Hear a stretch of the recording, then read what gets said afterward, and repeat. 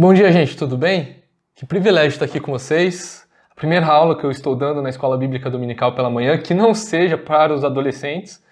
E que bom que você está aí na sua casa, com a sua família reunida, tomando um café, ou um chá, ou um leite. Mas que bom estarmos aqui reunidos num só espírito, numa só fé.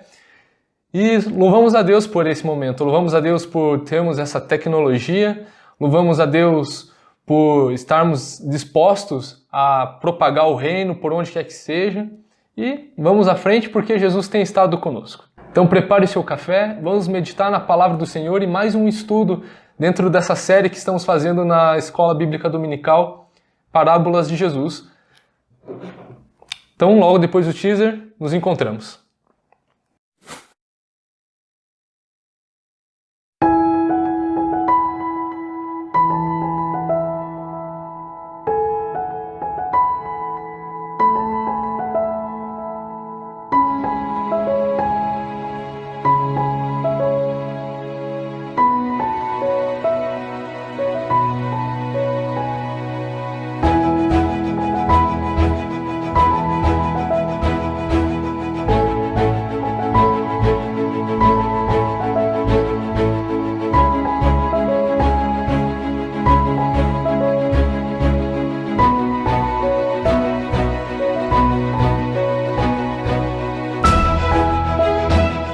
Gente, que privilégio estar aqui. E hoje eu vou estar falando sobre uma das parábolas mais lindas, ao meu ver, que a Bíblia nos mostra. E, particularmente, é a minha favorita. Então, como você já deve ter visto aqui no título, vamos hoje falar um pouco sobre a parábola do filho pródigo. Talvez seja a parábola mais conhecida de toda a Bíblia. É a parábola que nós aprendemos quando somos crianças, na escola bíblica dominical. E talvez você já saiba essa história de cor. Mas hoje eu quero meditar um pouco com você em cima desse texto, porque eu tenho certeza que Jesus sempre tem a nos falar, independente de quantas vezes nós lemos certos trechos da Bíblia. Vamos lá então? Vamos abrir então a Bíblia no Evangelho de Lucas, no capítulo 15. Nós vamos ler do versículo 11 em diante, até o versículo 32. Jesus continuou: um homem tinha 2 filhos. O mais novo disse ao seu pai: Pai, quero a minha parte da herança. Assim, ele repartiu sua propriedade entre eles. Não muito tempo depois, o filho mais novo reuniu tudo o que tinha e foi para uma região distante, e lá desperdiçou seus bens vivendo irresponsavelmente. Depois de ter gastado tudo, houve uma grande fome em toda aquela região, e ele começou a passar necessidade. Por isso foi empregar-se com um dos cidadãos daquela região, que o mandou para o seu campo, a fim de cuidar de porcos. Ele desejava encher o estômago com as vagens de alfarrobeira que os porcos comiam, mas ninguém lhe dava nada. Caído em si, ele disse: Quantos empregados de meu pai têm comida de sobra, e eu aqui morrendo de fome? Eu me porei a caminho e voltarei para meu pai e lhe direi: Pai, pequei contra o céu e contra ti. Não sou mais digno de ser chamado seu filho. Trate-me como um de seus empregados. E assim, levantou-se e foi para o seu pai. Estando ainda longe, seu pai o viu e, cheio de compaixão, correu para seu filho e o abraçou e beijou. O filho lhe disse: Pai, pequei contra o céu e contra ti. Não sou mais digno de ser chamado seu filho. Mas o pai disse aos seus servos: Depressa, tragam a melhor roupa e vistam nele. Coloquem um anel em seu dedo e calçados em seus pés. Tragam um novilho gordo e matem-no. Vamos fazer uma festa e alegrar-nos. Pois este meu filho estava morto e voltou à vida, estava perdido e foi achado, e começaram a festejar o seu regresso. Enquanto isso, o filho mais velho estava no campo. Quando se aproximou da casa, ouviu a música e dança. Então chamou um dos servos e perguntou-lhe o que estava acontecendo. Este lhe respondeu: Seu irmão voltou, e seu pai matou o novilho gordo, porque o recebeu de volta são e salvo. O filho mais velho encheu-se de ira e não quis entrar. Então seu pai saiu e insistiu com ele. Mas ele respondeu ao seu pai: Olha, todos esses anos tenho trabalhado como um escravo a teu serviço e nunca desobedeci às suas ordens. Mas tu nunca me deste nem um cabrito para eu festejar com meus amigos. Mas quando volta para casa este seu filho, que esbanjou os seus bens com as prostitutas, mata o novilho gordo para ele. Disse o pai: meu filho, você está sempre comigo e tudo que tenho é seu.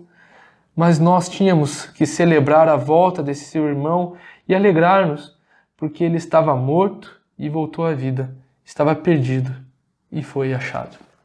Vamos orar, irmãos. Querido Deus, muito obrigado, Pai, pela sua palavra, que o Senhor possa estar dando entendimento às nossas mentes. Te peço agora, Deus, cuida de nós, que essas palavras de vida venham fazer sentido em nosso viver. Te agradecemos em teu nome, Jesus. Amém. Bom, é um texto quanto longo, mas é uma história que muitos conhecem. Como eu já disse, é uma história que as crianças aprendem isso, os adultos conhecem, muitos adultos conhecem desde a época de quando eram crianças. E essa parábola, ela tem muito a nos ensinar. Como eu disse, ela é minha favorita, porque quando eu leio ela, eu percebo o quão amado eu sou e o quão devedor eu sou. E nessa parábola, Jesus também tem a nos ensinar o quão grande é o amor de Deus. Mas antes de irmos a fundo, primeiro eu quero recapitular a intenção de que uma parábola tinha. A parábola ela é uma história. Ela necessariamente não precisa ser verdadeira ou não precisa ser inventada. Ela é uma história. Ela não é uma fábula, como muitas pessoas pensam que são. Muito pelo contrário, a fábula ela carrega vários itens, por assim dizer, vários elementos que compõem ela, que são costumeiras da realidade das pessoas. Então as pessoas conhecem, elas entendem o que está acontecendo, elas conseguem observar a parábola e se identificar com elas. Então, Jesus ele não tem a intenção de contar uma história de boa moral, de boa conduta, de uma boa ética. Não. O propósito que Jesus tem ao contar as parábolas é evidenciar o reino de Deus, é falar sobre o reino de Deus e a salvação para o perdido. Lucas, ele é abarrotado, por assim dizer, de parábolas. Como você pode bem perceber, em nossas últimas aulas, temos falado sempre no livro de Lucas, porque Lucas carrega muitas histórias que Jesus conta acerca do reino de Deus em forma de parábolas. E aqui não é diferente. A gente vê que existe um contexto em que Jesus está contando isso. A gente percebe que o contexto desse texto que a gente leu começa no capítulo 14, onde Jesus é convidado a estar na casa de um fariseu. E ali não está somente o fariseu, mas como alguns fariseus e também várias pessoas. Então Jesus ele começa a contar coisas referentes ao reino de Deus. E nesse contexto que começa no capítulo 14 e se finda no capítulo 16, mas é no capítulo 15 que Jesus ele começa a contar uma outra sequência de parábolas dentro dessas, onde ele se atenta à alegria da salvação que o Senhor tem para aquele que está perdido. Jesus, em todo o Evangelho de Lucas, ele mostra um cuidado especial para aqueles que são marginalizados da sociedade, isto é, publicanos, samaritanos, mulheres. E Jesus ele mostra um carinho, um cuidado especial por aqueles que muitos desses fariseus julgavam ser indignos. E é nesse contexto que o filho pródigo ele é contado também, nesse entendimento. Mas vamos lá, vamos nos atentar a essa parábola aqui que tem tanta coisa boa. Nossa, dá para passar o dia inteiro falando, mas temos pouco tempo. Jesus ele conta a história de um homem que tem 2 filhos e um desses filhos ele quer sua parte na herança. Não era comum, naquele contexto judaico, um filho reivindicar a herança e essa herança ela ser dada de uma maneira assim, que ele poderia gastar como ele bem queria. Normalmente, se isso acontecesse, ele só poderia gastar, o filho só poderia gastar a herança desse pai logo depois da sua morte. Ou seja, o que Jesus tem a nos ensinar aqui é que aquele que estava perdido, o filho mais novo que se perdeu aqui, ele começou a viver de uma forma como se o pai tivesse morrido. E Jesus está mostrando para todas aquelas pessoas do seu contexto e para nós, de que nós, sem o pai, estamos mortos, vivemos como se Deus não existisse. Esse é a nossa condição sem Deus. Nós achamos que estamos vivendo de uma maneira como bem queremos e, na verdade, não. Nós estamos longe do Pai e não é bem assim. Nós estamos desfrutando de todos os seus recursos a criação, a paz que nós podemos eventualmente ter, mas logo a gente percebe que no decorrer dessa parábola, essa alegria ela passa. A gente percebe logo depois que esse filho mais novo, ele gasta todos os recursos da sua herança, ele se encontra sem nada. E nesse mesmo tempo, pelo que a parábola nos descreve, uma grande fome assola aquela região. E ele começa a viver em extrema necessidade. E nisso ele vai procurando emprego. Jesus ele usa uma outra figura, um outro elemento que geraria uma clareza para aquelas pessoas que estavam ouvindo. O texto diz que esse homem ele começou a trabalhar com porcos.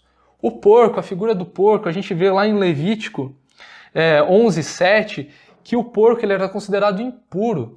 Então, a gente consegue imaginar o que esse homem ele viveu para chegar a esse ponto. Na cultura judaica, isso seria a última coisa que ele faria da sua vida, porque não tinha coisa mais indigna do que trabalhar com porcos. E Jesus ainda ele avança. Esse homem não bastou apenas ele estar trabalhando com porcos, ele almejava comer a comida daqueles porcos. Jesus está mostrando que esse homem estava vivendo num estado de perfeita miséria, porque ele estava longe ainda do seu pai. Ele vivia ainda como se o pai tivesse morrido para ele.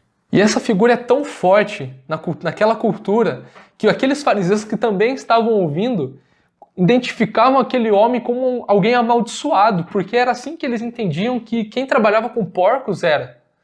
Mas de repente na narrativa aqui a gente vê que esse filho ele se lembra do seu pai. Vamos pensar um pouco como isso se deu. Ele estava realmente disposto a viver como se o pai não existisse mais, como se o pai tivesse morrido. De forma que ele não pensou assim, quando acabar a minha herança eu vou voltar para casa do meu pai. Não. Ele continuou vivendo a vida dele como se o pai tivesse morto.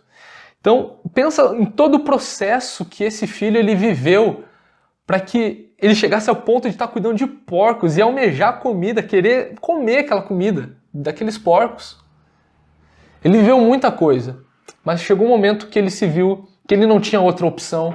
Ele se lembra do seu pai, ele reconhece o seu erro, ele reconhece que ele pecou não apenas para com seu pai, mas ele pecou debaixo dos céus, como ele mesmo exclama aqui. Ele lembra que até mesmo os empregados do seu pai comem, têm condições melhores na qual ele está vivendo. Aqui a gente não vê uma questão de escolha, eu quero voltar para o meu pai. Não. Jesus está mostrando que a vida sem Deus não é uma vida, que nós só temos a Ele a quem recorrer. Jesus está mostrando para aquele público que nós só temos Deus, nós só temos o Pai a quem estarmos abraçados e agarrados. E aquele homem, aquele filho, ele viu, ele reconheceu, ele se arrependeu da situação na qual ele tratou o seu pai, na qual ele viveu sem o seu pai. E ele partiu, ele sabia, ele tinha certeza que o seu pai receberia ele de alguma forma. E ele resolve retornar. E eu acho que aqui é o ponto mais lindo dessa parábola. Porque o pai, ele estava esperando o seu filho. Provavelmente pelo contexto que é nos narrado, pelo fato desse homem ele já ter 2 filhos adultos, este pai, ele era um homem já tinha uma certa idade. Mas mesmo assim, quando ele viu seu filho de longe, o texto nos fala que ele se compadeceu do seu filho, saiu correndo, o abraçou e o beijou.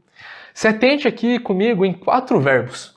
Ele se compadece, ele corre, ele abraça o seu filho e ele o beija. Esses 4 verbos nos mostram como se deu todo esse processo, de como o pai ele perdoou o seu filho. O pai ele se compadeceu, ele viu que seu filho se arrependeu, por isso que ele correu. E essa figura, esse verbo de que esse homem ele correu, geraria também escândalo àquelas pessoas. Porque a gente percebe na narrativa do texto, por mais que ele não fale que aquele homem era muito rico, a gente percebe que esse homem ele tinha um grande status. Ele tinha empregados, ele tinha novilhos, como a gente vê ali na sequência, ele tinha as melhores roupas, ele tinha o anel, ele tinha terras, ele tinha um campo da onde o filho mais velho depois retorna do trabalho. Então ele tinha um certo grau de status naquela sociedade. Não era normal que um homem nesse status social corresse. Ele tomou uma atitude totalmente deselegante ali. Mas mesmo assim, ele, movido pela compaixão, visto que seu filho se arrependeu, ele o perdoou. E esse é o nosso papel para com Deus. E Jesus, lembrando, Jesus está contando isso num contexto onde ele está diante de fariseus e pessoas simples. E ele quer que todos entendam. De forma que o Evangelho de Lucas, ele abraça as pessoas que são marginalizadas por esses mesmos fariseus. Para aqueles fariseus, aqueles homens da lei, a salvação era exclusivamente para os judeus. E a gente já vai entender como que se dá o desfecho dessa história e como que Jesus ele engloba todo mundo aqui. O texto ele continua falando que o filho mais velho ele voltou do campo. Depois de um dia de trabalho, ele viu a festa, não estava entendendo o porquê de tudo aquilo. Pergunta a um dos servos o que estava acontecendo e perceba como esse servo ele se remete ao irmão mais novo. Ele fala para o irmão mais velho que o irmão dele tinha voltado. Pegou essa palavra? Você vai perceber que o irmão mais velho ele não vai tratar o irmão mais novo como se fosse o irmão dele. E esse irmão ele fica tão irado que ele não quer nem entrar na festa. Mas o pai, amoroso, ele vai até esse filho mais velho e vai perguntar o porquê, o que se passa. E nesse momento, esse filho mais velho ele tenta reivindicar justiça própria para com ele. Eu fiz isso, eu fiz aquilo, mas você nunca me deu nada. Não deu um cabrito para eu festejar com os meus amigos. E neste momento, o pai de amor, ele fala de uma forma muito calma, muito sossegada, uma forma amorosa. Da mesma forma como o pai ele tratou o filho mais novo outrora. O pai ele fala aqui, meu filho, você esteve sempre comigo, tudo que eu tenho, tudo que é meu é teu. Jesus ele conta nessa narrativa mostrando que aquele filho mais velho ele não tinha entendido o significado de ser filho também. E Jesus ele conta isso justamente para que aqueles fariseus se identifiquem com isso. De forma que eles estavam mostrando uma total arrogância, uma total justiçamento próprio para com eles, achando que eles eram melhores, de que aqueles não eram melhores. Jesus nessa história, numa das exclamações do pai, fala que o filho mais novo, outrora, ele estava morto, mas agora ele estava vivo. Ele estava perdido e foi achado. A gente vai ver em Efésios 2:1 que nós estávamos mortos em delitos, em pecados, mas em Jesus nós somos vivificados.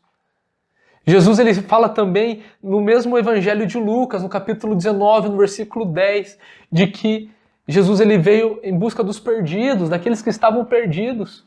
Nesse contexto mesmo que está sendo narrada essa história, duas parábolas anteriores a ela, que é a parábola da ovelha perdida e a parábola da moeda perdida, é mostrado a alegria que o Senhor, que o pastor, que a mulher que acha a dracma ou a moeda perdida sente ao achá-la. Essa é a mesma alegria que o pai tem em achar o seu filho. Estávamos mortos, mas agora estamos vivos. Estávamos perdidos, mas agora fomos encontrados. E Jesus, ele dá sinais. Jesus ele coloca autoridade na alegria desse pai, ao dizer que é colocado roupas novas, a das melhores, a fim de que ele fosse visto como na mesma altura que o pai. É dado um anel como sinal de autoridade, é dado calçado àquele filho mais novo, a fim de que ele fosse visto não como um escravo, mas como alguém da casa. E o filho mais velho não estava nem um pouco preocupado com isso, muito pelo contrário, ele estava indignado. Mas o pai, um pai amoroso, como eu disse, se mostrou sendo terno com esse filho mais velho, fez com que ele compreendesse de que tudo aquilo que ele tinha era dele também, daquele filho. Mas aquele filho não tinha percebido isso. Nessa reivindicação, o filho mais velho não via nem mesmo o irmão mais novo como irmão. ele trata, lembra como eu falei para você, quando o servo disse, seu irmão voltou. Quando ele vai falar com o pai, reivindicar seus direitos, por assim dizer, ele comete calúnias, falando que ele gastou com prostitutas, e fala, esse teu filho aí. Consegue entender? Os fariseus que estavam ouvindo aquilo claramente estavam se identificando com aquilo. As pessoas simples que estavam ouvindo aquilo estavam se identificando como o filho que estava perdido. Estavam mostrando que esse amor de Deus ele engloba todos os tipos de gente. Não apenas aqueles que se dizem autodetentores de toda a verdade, mas aqueles pelo qual Deus ele derrama graça, aqueles pelo qual Deus ele dá o arrependimento e aquele filho ele se arrepende e volta e Deus com todo o seu amor perdoa. Nós estávamos nesse estado antes, mas nós agora em Jesus Cristo somos chamados de filhos, somos vistos como filhos dignos das mesmas promessas que os judeus tinham. Nós estamos inclusos dentro da mesma graça, da mesma aliança. E nós podemos descansar nisso. Que essa palavra nos mostre o quão devedores nós somos e de quão amados nós somos. Que essa palavra nos mostre que nós temos um Pai de amor. E é isso que eu queria comunicar a vocês essa manhã. Que Deus assim nos abençoe. Queria orar mais uma vez com você. Querido Deus, muito obrigado, Pai, pela sua graça, pelo seu amor. Obrigado, Deus, porque ao ler essa parábola, nós percebemos, Deus, que o Senhor nos ama. Obrigado, Deus, por ter enviado Jesus Cristo. Essa prova, Pai, cabal do seu grande amor para conosco. Obrigado por ter nos resgatado. Obrigado, Deus, porque outrora estávamos perdidos e mortos. Agora fomos achados e vivificados pelo seu amor. Obrigado, Jesus, pela sua graça maravilhosa que é derramada sobre nós todos os dias. Obrigado por nos chamar de filhos. Obrigado, Deus, por não ter nos abandonado, olhado para nós, visto a nossa miséria e não ter, Pai, nos tratado com desprezo. Querido Deus, nos perdoe também, Deus, porque muitas vezes nós nos comportamos como esse filho mais velho, tratando outros pelas suas obras, pelo que eles fizeram, deixaram de fazer, colocando juízo de valor sobre eles, Pai. Mas esquecemos que somos tão amados quanto aqueles nossos irmãos. Querido Deus, nos ajude a sermos mais piedosos, a olhar para Jesus, a olharmos para as outras pessoas assim como Jesus as olha, Pai. Venha ser conosco, Deus. Cuida do nosso viver, cuida do nosso pensar, do nosso falar. É no seu nome que nós oramos e agradecemos. Amém. Tenha um excelente dia. À noite nos encontramos no nosso culto. Que Deus assim nos abençoe.